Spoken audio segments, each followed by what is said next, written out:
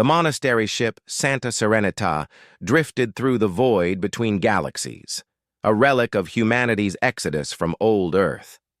Sister Alessandra stood at the observation deck, her neural implants flickering with devotional hymns as she gazed at the cosmic dust that swirled like incense smoke across the black cathedral of space. For 300 years, the Sisters of the Celestial Order had maintained their vows: silence, obedience, and isolation from the corrupting influence of the galaxy's sprawling empires.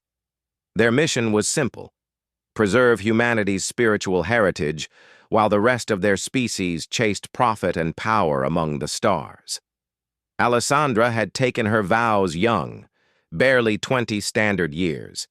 Now, at 25, she felt the weight of eternity pressing against the walls of her devotion. The other sisters, Sister Fernanda, Sister Ginevra, and the stern Mother Superior, seemed content with their routines of prayer, hydroponics maintenance, and astronomical observation. But Alessandra felt something stirring within her, something the neural dampeners couldn't quite suppress. It was a hunger, not for food, but for life. The day everything changed began like any other. The ship's AI, programmed with ancient liturgical protocols, announced morning prayer. The sisters gathered in the chapel, their voices rising in perfect harmonic synchronization, enhanced by centuries of genetic modification that made humans the galaxy's finest singers. Even the Zinthari, those crystalline beings who communicated through light and frequency, had acknowledged that human voices could move stars to tears. But then the proximity alarm shattered the sacred silence. "Unknown vessel approaching," the AI intoned. "Human signature detected. Single life form. Distress beacon active." Mother Superior's face hardened. "We do not answer distress calls.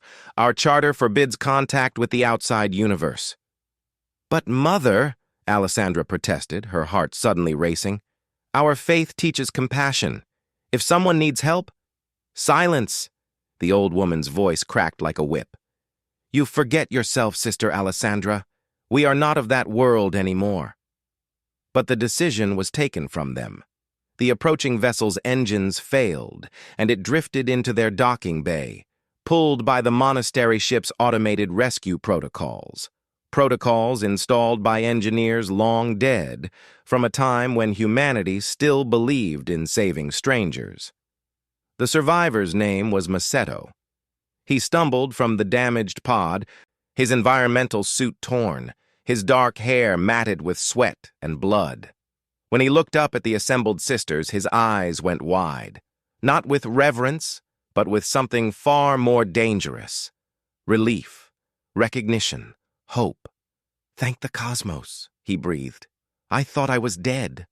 Mother Superior stepped forward, her augmented frame towering over the injured man. "You cannot stay here. This is a holy sanctuary.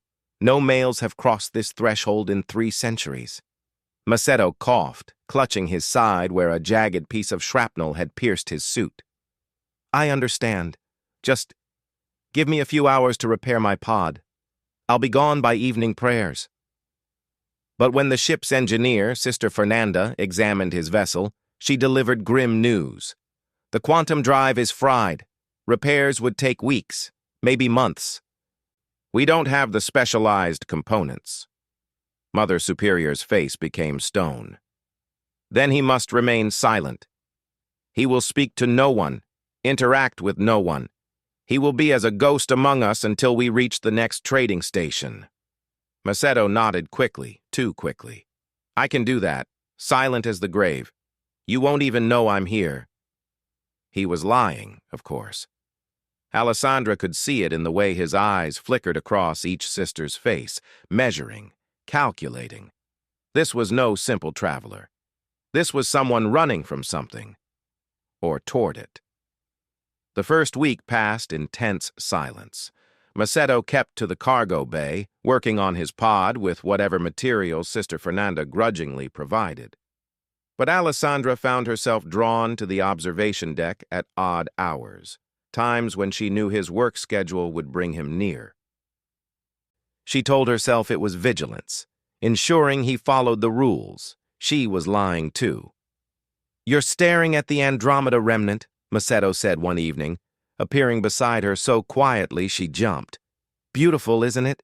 That galaxy died 1 billion years ago, but we're only seeing its light now." "You're not supposed to speak," Alessandra whispered, but she didn't move away. "I know." He smiled, and it was like watching a sun rise after centuries of darkness. "But you looked lonely. I know that look. I wore it for years. You don't know anything about me." "I know you're human," Macedo said softly. "Really human. Not whatever these genetic modifications and neural dampeners have tried to make you into. I can see it in the way you watch the stars. You're not looking at them with duty. You're looking at them with longing." Alessandra's breath caught. No one had ever named the feeling before. "Who are you?" she asked. "Really?" Macedo was silent for a long moment. "Someone who learned that humanity's greatest strength isn't our voices, or our genetic perfections, or our holy devotion. It's our imperfection, our chaos, our refusal to be anything other than gloriously, messily alive." Over the following weeks, their conversations multiplied like stars being born.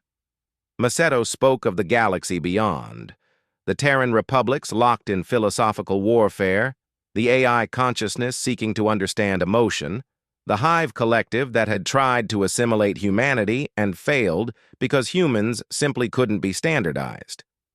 "We drove them crazy," Macedo laughed. "Every human they absorbed brought contradiction, passion, irrationality. We were a virus of individuality in their perfect system." He told her about the great human achievement, not conquering the galaxy, but confusing it, making other species question their certainties, introducing doubt, art, love, and chaos into civilizations that had stagnated for millennia.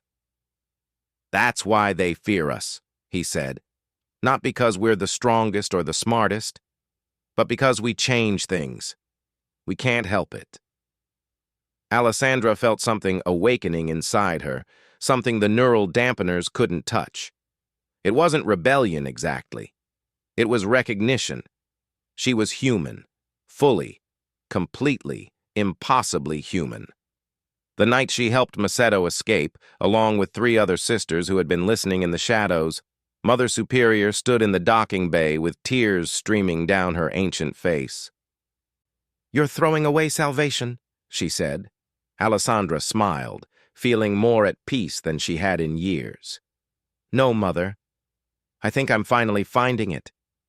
As their ship accelerated into the galactic currents, Macedo turned to her. "Ready to remind the universe why humans are so damn terrifying?" Alessandra laughed, truly laughed for the first time since childhood. "Fuck yeah!" Behind them, the monastery ship grew smaller, a tiny point of light holding desperately to certainty in an uncertain cosmos. Ahead lay everything: danger, discovery, and the glorious chaos of being human among the stars.